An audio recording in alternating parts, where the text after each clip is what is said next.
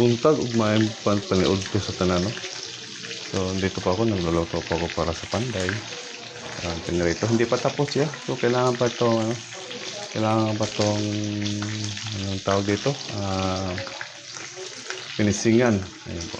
Ayun po. So nalipat na ako dito. Ayun po. Marami pang asikasuhin. So pinisingan pa na siya.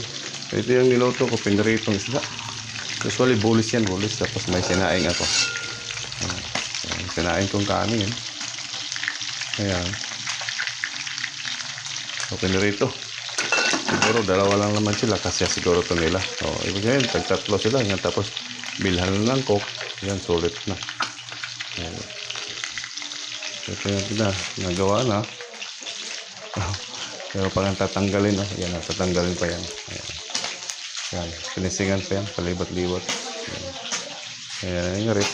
Andyan ang damit ko. So ito may kanin pa. So itong kanin ito kaninang umaga, so marami pa. So nagsaing na ako ng kunti, baka makulangan sila. So meron pa ito dito natira kaninang almusal ko. Ayan, itlog. So meron tayo dito meron tayo vitamin sa bata. Ito yung ininom ko minsan. Ayan. Minsan lang pero masarap to na tea. So meron na ito ang uminom nito yung anak ko, yung barley. Ayan. So yan, may ayan ha. Tingnan natin kung anong laman ng rep eh.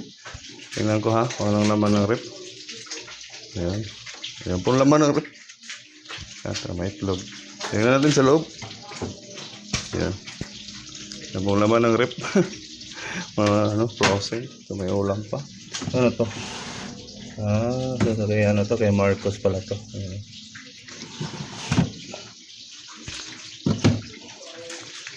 So yun lang. Kita ko na lang sa inyo. So nagluluto ako. Ayan. So hanggang dito na mga kabayan ha. Thank you for watching.